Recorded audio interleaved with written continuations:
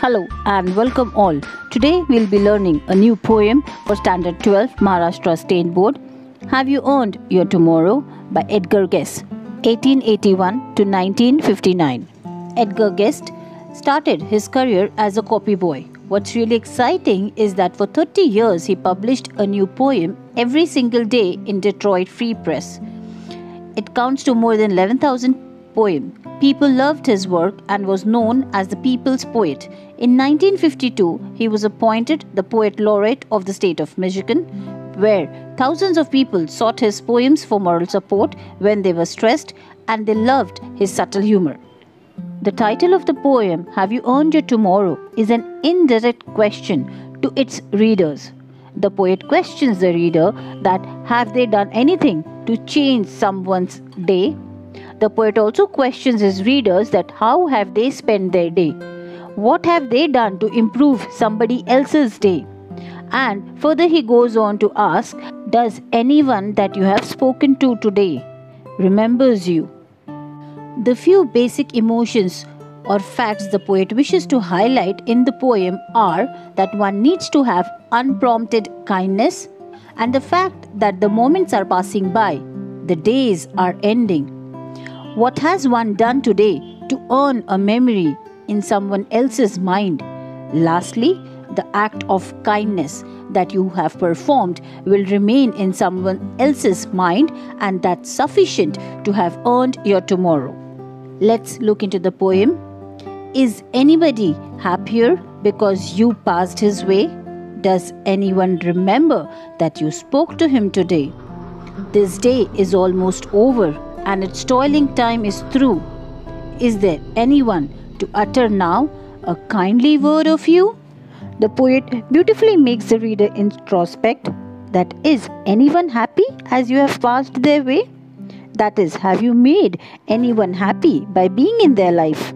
The poet further questions, does any person remember that you have spoken to them today? Which means, have you been able to create a lasting impression on someone by being nice to them, as a person always remembers people who have spoken to them nicely, or someone who does random acts of kindness. These things are always remembered by people. The poet also reminds us that the day is over and it is time for the sun to set, and the time is reducing for us to make any difference or impact in someone's life. The poet further questions that, is there any person who would speak kindly with you? So these kind of questions keep flowing in the poem for us to introspect ourselves and our random deeds, which will help us to earn our tomorrows. Did you give a cheerful greeting to the friend who came along? Or a churlish sort of howdy and then vanished in the throng? Were you selfish, pure and simple as you rushed along the way? Or is someone mighty grateful for a deed you did today? In the second stanza, the poet has moved towards our life a little closer and now is questioning how we treat or greet our friend circle by asking whether we greet our friends or people whom we know cheerfully or rudely. The next line reflects our own selfish ways of behaving when we just greet hello in a very boring manner or rudely, which also can be called as namesake, which would mean that we are just taking our friends and our own loved ones for granted, and that these greetings would not touch their heart. It will be lost in the crowd. This way of treatment is spreading dislikes. The poet clearly states that it is the most selfish way of living. The poet is hoping to introspect the situation in a different manner by questioning us, was it you acted differently, and is somehow grateful for the deeds that you did today. In this stanza, churlish means boring and tong means a large gathering of people, and howdy means the informal way of greeting people. Can you say tonight is parting with the days that's slipping fast? That you helped a single brother of the many that you passed? Is a single heart rejoicing over what you did or said? Does a man whose hopes are fading now with courage look ahead? The poet further questions that, If you help one person or one brother out of many that come across your path, so that's enough for the poet. It is sufficient for you to earn your tomorrow. The poet also reminds us that this way of living is related to many of our religions and they being dependent on us to perform these good deeds. The poet has the tendency to connect Christianity and this thought of mixing religion and deeds, exactly like the karma. And moreover, God comes into picture in the fourth stanza as one is forced to contend with how they lived in the second half of the third stanza. The speaker uses courage and cowed sea as tools to improve or worsen someone's life.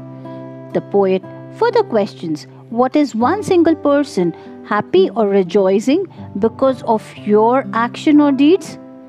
Ideally, the poet wishes to be a man with improved hopes and restored energy, that is, refreshed energy and courage to live his life ahead.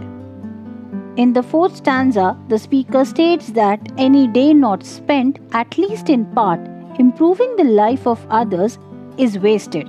It is lost. It was sorely or badly spent. On the other hand, if it was well spent, there will be trails of kindness marking one's path through the day.